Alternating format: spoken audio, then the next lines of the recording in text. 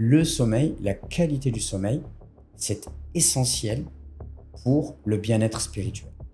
Et quand on comprend ça, on comprend donc qu'on a besoin d'apprendre à désenclencher les émotions. On a besoin d'apprendre à développer une meilleure maîtrise de ses émotions. Tu veux avancer, mais à l'intérieur, quelque chose reste bloqué. Des blessures, des croyances limitantes, une vision de la foi qui t'étouffe plus qu'elle ne t'élève. Avec Renaissance, en 3 mois, on libère ton histoire. On répare ta spiritualité et ta vie. On te réconcilie avec le divin et on installe une paix intérieure durable. Réserve ton entretien diagnostique avec moi et fais enfin de ta foi une force qui te porte. Alors si j'avais 3 secrets des neurosciences qui permettent d'améliorer la spiritualité, je parlerais de la neuroplasticité du cerveau. Pendant longtemps, on pensait que, par exemple, s'il y avait un choc, eh bien, on pensait que c'était figé. Et en fait, on a découvert que le cerveau, il a une capacité à se reconstruire. Il a une capacité à ne pas rester figé. Il a une grande capacité à s'adapter. Et du coup, par exemple, même pour le savoir, si j'ai un savoir, j'ai appris l'islam idéologique. Très souvent, la zone de confort, qu'est-ce qu'on recherche? On recherche à rester ça. J'ai pas envie d'apprendre de nouvelles connaissances.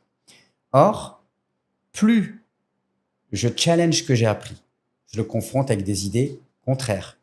Je le confronte avec des points de vue différents. Par exemple, je vais étudier la religion selon la philosophie, je vais étudier la religion selon l'histoire, je vais ne pas écouter que les théologiens, mais ceux qui ont eu une pensée critique. Quand je fais ça, qu'est-ce que je fais? Je permets à mon cerveau de créer des nouveaux chemins neuronaux. Donc, c'est comme si je challenge mon cerveau et je lui permets d'être beaucoup plus créatif dans la recherche de la vérité et donc dans la pensée.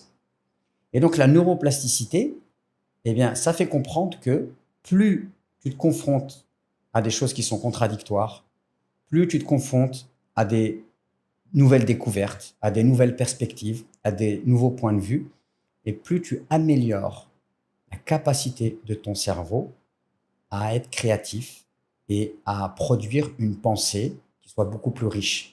Parce que la réalité, c'est quoi? C'est que le monde est complexe.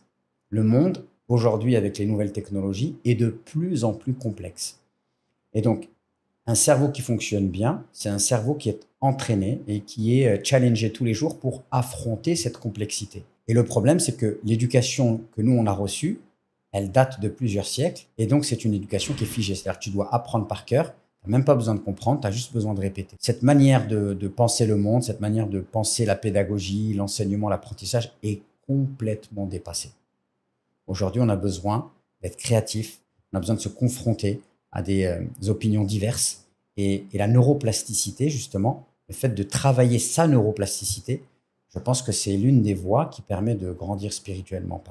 Il y a un autre aspect aussi que j'ai appris des neurosciences, c'est qu'il y a plusieurs zones dans le cerveau. Et la zone qui gère le néocortex préfrontal, par exemple, qui va gérer tout ce qui est l'analyse, le raisonnement, etc., c'est pas là où va se jouer les émotions. Et donc, les émotions, quand elles sont extrêmement déclenchées, qu'est-ce qui se passe? Il y a l'amygdale qui sécrète une substance pour venir paralyser la zone du cerveau qui réfléchit. Ça, c'est pas un dysfonctionnement du cerveau. C'est juste que si, par exemple, je suis sur la route et qu'il y a un danger, je ressens l'émotion de la peur. Donc, la peur, c'est un message pour me dire qu'il y a un danger. Le cerveau qui analyse, qui réfléchit, il est paralysé pour que la zone du cerveau où il y a l'instinct de survie soit déclenchée. Du coup, je vais avoir un réflexe. Je vais avoir un super réflexe. Et c'est évident que si je suis sur la route, je sais pas, je vois un sanglier, c'est pas le moment où il est bon de se dire, bon, je roule à tant de kilomètres heure. Lui, il est à tant de distance. Et faire des calculs. Là, c'est pas du tout le moment de faire ça. Là, c'est le moment d'avoir un acte. Donc, c'est pour ça que quand les émotions sont extrêmement déclenchées, la zone qui réfléchit est paralysée. Le problème, c'est quoi? Le problème, c'est que aujourd'hui, je peux avoir un dysfonctionnement sur le plan émotionnel. C'est-à-dire que mes émotions sont très souvent sollicitées et stimulées. Ce qui fait que je ne réfléchis plus. D'ailleurs, dans les sociétés occidentales, quand on veut contrôler la population, qu'est-ce qu'on fait? On fait des informations beaucoup sur la peur, pour qu'ils soient souvent sursollicités d'un point de vue émotionnel. Donc, du coup, ils n'arrivent plus à réfléchir. Ils n'arrivent plus à faire des analyses et à avoir une pensée qui réfléchit, qui critique, par exemple, la manière dont les politiques gèrent la société. Parce qu'ils sont trop dans l'émotionnel. Et quand on comprend ça, on comprend donc qu'on a besoin d'apprendre à désenclencher les émotions. On a besoin d'apprendre à développer une meilleure maîtrise de ces émotions. Les émotions, il n'est pas question de les nier, il n'est pas question de les faire disparaître, il est question d'apprendre à les apprivoiser. Quand tu apprends à apprivoiser tes émotions, eh bien, c'est la raison qui reprend le pouvoir. Et la raison, quand elle analyse les émotions, raison plus émotion égale l'homme qui retrouve son pouvoir. Parce que les émotions, c'est qu'un message. La colère, c'est qu'on n'a pas respecté tes limites ou que tu subis une injustice. La peur, c'est que tu perçois un danger. La tristesse, c'est que tu as perdu quelque chose. Donc, quand tu comprends le message des émotions et que tu l'analyses avec ta raison, ben, tu peux te permettre de mieux réguler tes émotions. Parce que très souvent, on pourrait avoir de la peur pour un danger qui est illusoire.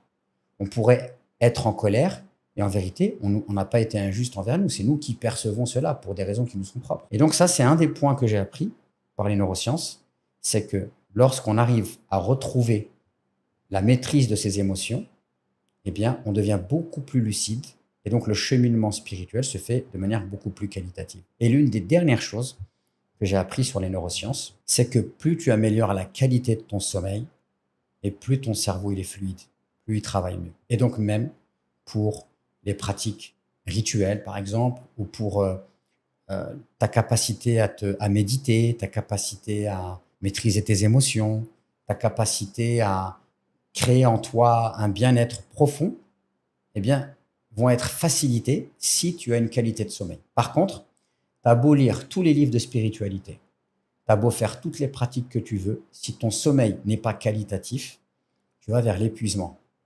D'ailleurs, beaucoup de gens, des fois, ils vivent des situations difficiles. Et quand ils vivent des situations difficiles, ils pensent qu'ils sont fragiles psychologiquement parlant. La réalité, c'est quoi? La réalité, c'est que très souvent, en fait, ils ont accumulé tellement un manque de sommeil qu'en fait, ils n'arrivent plus à gérer les challenges que la vie leur envoie.